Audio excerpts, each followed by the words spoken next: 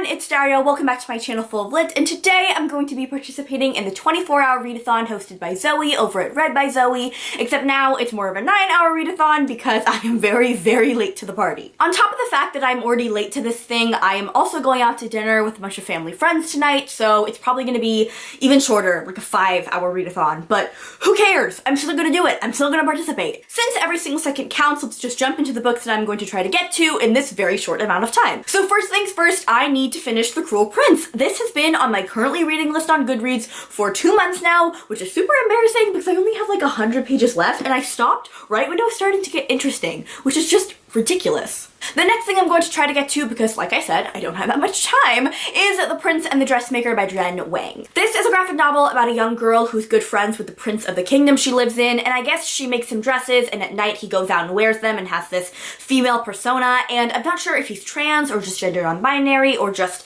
enjoys dressing up in drag. I'm going to have to read to find out, but it sounds super cute, and like I said, I don't have that much time, so hopefully this can just be a quick read. The last book I'm going to try to get to in the next few hours is Simon versus the Homo Sapiens Agenda by Becky Albertalli. I have talked about this book many times on my channel and I am constantly berating myself for not having read it, and the movie adaptation comes out in like a week, so I really need to get on this. So vlogging is an entirely new experience for me. I've never done it before. God knows how well or how terribly it's going to go.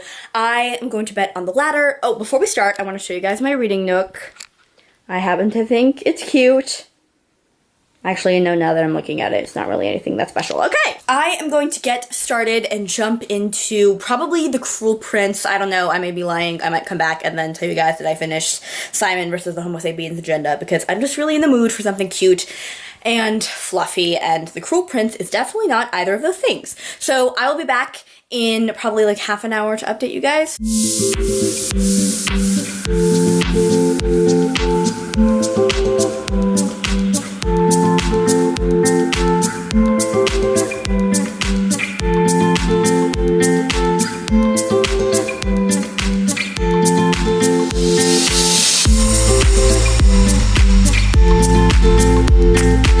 Okay, so it has been half an hour since I updated you guys, and like I predicted, I did not pick up The Cruel Prince. Instead, I picked up The Prince and the Dressmaker, and oh my god, you guys, it is the sweetest thing I have read in so long. It is absolutely adorable. I can't stop smiling while I'm reading it, and it's just so fast-paced. I'm like already halfway through it, and I've only been reading for like 30 minutes. It is so, so good. So it follows this young seamstress named Frances who designs this incredibly scandalous dress and then gets fired from her job because of it, and then she gets a new client who turns out to be the crown prince. So Frances moves into the castle as the prince's like official seamstress, and the dresses that she designs for him are absolutely gorgeous. I want to wear every single one of them. And of course there's a little bit of romance brewing between Frances and the crown prince Sebastian. They are so adorable together, and Sebastian is my little baby. I just want to hug him and protect him, and his father is like incredibly like stereotypically masculine and is into sports, and his parents are like pushing Sebastian to like marry a princess, and I'm in this part right now where he basically was meeting this princess and then straight up just stopped the whole thing and was like, I can't do this, I don't want to marry you, and then his dad straight up just had like a heart attack. So I'm going to jump back in because the drama is like at its peak right now and I need to know what happens. I will come back and update you guys soon. Okay guys, I'm back and I just finished The Prince and the Dressmaker, and I have so many emotions.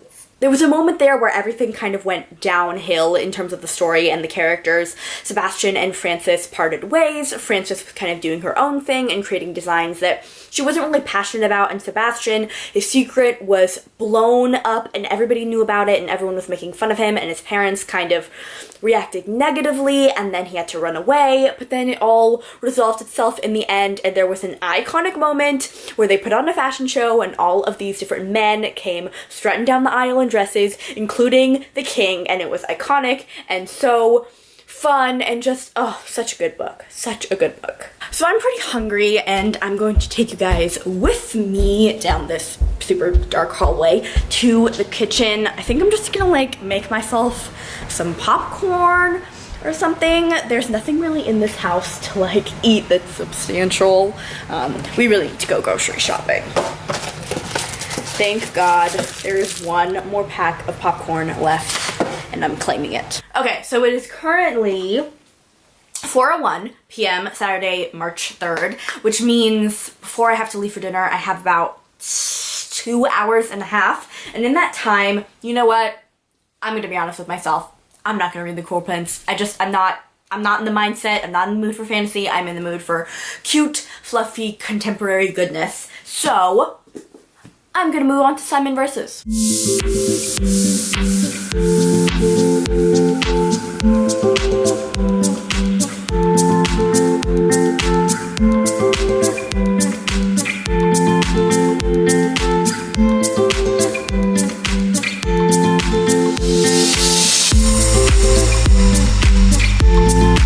Okay, so I'm only like 22 pages into Simon versus the Homo Sapiens agenda, but I literally want to punch myself in the face for not starting this book sooner. It is phenomenal. See, I knew I was going to love this book because on the second page, Simon uses the words epic fuckstorm of a disaster to describe his current predicament in life, and honestly, same. I absolutely love Simon. He's a hilarious little bean. And you know what I really like about this is that sometimes in YA, when you read the books, it's like you can tell that this is an older person trying to like force themselves into the mindset of a teenager. And it comes off as like really artificial. And a lot of times the references that they try to make to pop culture are just cringy and outdated. But there's really none of that in this book. Like, she mentions that their high school has this like confessional Tumblr site where people go and they just post like anonymous confessions or like stuff about people in their school, which is low-key really shady, but also my school had something like that, so. I'm only 20 pages in and I'm already dying to know who Blue is, which is really a problem because this is like 200, 300 page book, and I'm probably not gonna find out who Blue is for quite a while, and I'm really afraid that I'm gonna convince myself that he's some dude, and then I'm going to start shipping him with Simon and be super invested in their relationship, and then I'm gonna find out that the dude I thought was Blue wasn't actually Blue, and then my heart will be crushed. I'm back from dinner and I am full of pasta right now. You have no idea. It was so delicious and it was great to see all my family friends and talk with them and laugh with them. They're a huge, important part of my life. And right now, let's check the time. It is currently 9:58 p.m. on Saturday, March 3rd, which means there are about 2 hours left of the readathon. I think what I'm going to do, since I started so late, is kind of push the boundaries on this one and go till maybe 1 or 2 a.m. and I'm still gonna count it because, like I said before, I started very, very late in the game. And so now I think I'm just going to wash the makeup off my face, whatever is remaining of it after this really, really long day. And then I'm going to get into my PJs and get ready for bed and just curl up with Simon Versus and see if I can put a pretty big dent in it. I think I will be able to, if not finish it, because it's pretty short. So we'll see how it goes. So here I am back again, completely barefaced as you can see, and I'm ready to jump back into reading, although I am low-key super tired and ready for bed, but I'm going to power through that feeling and jump back into Simon Versus. Also, ooh, look at my Friends shirt. Ay. I'm always sort of in the state of rewatching Friends. Right now I'm on season 5, which is one of my favorite seasons because it's when Chandler and Monica get together and they're my babies and my parents at the same time, and I love them and I would die for their relationship. And yeah, let's just, you know, jump back into reading and try not to fall asleep while I'm doing that. Okay, so I just left to go grab some makeshift sticky tabs because there are a lot of moments in this book that I want to remember and bookmark and that are just way too relatable. Like, there's this one part that I just opened up to, literally I just read this, and it says, Leah once told me, or Leah, I still don't know how to pronounce that. Anyway, Leah once told me that she'd rather have people call her fat directly than have to sit there and listen to them talking shit about some other girl's weight. I actually think I agree with that. Nothing is worse than the secret humiliation of being insulted by proxy. Hot damn.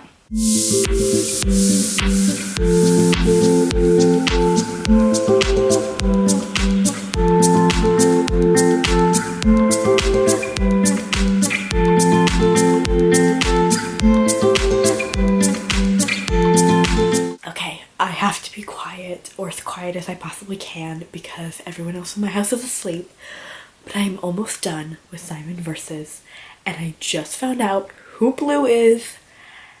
And I fucking knew it. Like, from the middle point of the book, I knew it was him. And I cannot tell you guys how happy I am right now. They are so cute together. I can't stand it. I can't stop smiling. Okay, so I'm going to continue calling Blue by his alias, so as not to spoil this for anybody who hasn't read the book. But Blue, that nerd, went to Simon's play 3 times in one weekend, even though Simon didn't have one fucking line. In the entire play, not one goddamn line. And Blue dragged all of his friends to go see that play 3 times in one weekend. What a nerd! A nerd in love.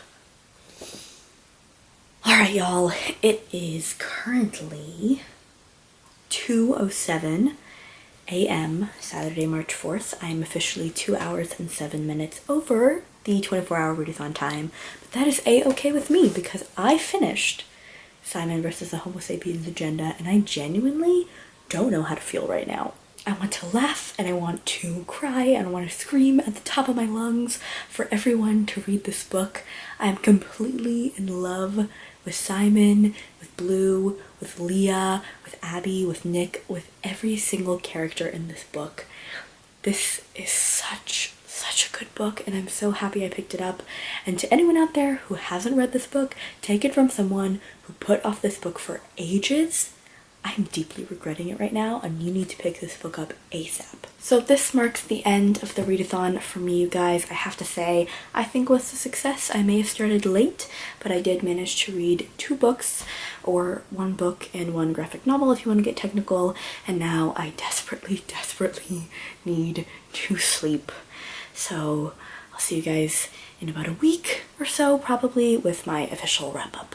But for now, good night. Hey everyone, it's Daria. It has been a week since the readathon ended, and I am finally here to film my wrap-up. So in the 11 hours that I managed to scrape some time together to read, I first picked up The Prince and the Dressmaker by Jen Wang. I absolutely adored this graphic novel. It was fluffy, fun, a really quick read, exactly what I needed to jumpstart the readathon, and I believe it was 277 pages in total. The second and final book that I picked up during the readathon was Simon versus the Homo Sapiens agenda by Becky Albertalli. So given all of my reactions to this book that you all witnessed live in this vlog, I think it's safe to assume that I enjoyed this book. So adding in Simon's 303-page count, I come to a whopping total of 580 pages read during the readathon, which I have to say I am pretty proud of. I loved participating in this readathon. It was so much fun. I can't wait to do it again. If you guys enjoyed this video, please like, subscribe, comment down below. Let me know if you participated. I would love to know what your experience was. As always, my social media links are in the description below, and I'll see you guys next time. Bye!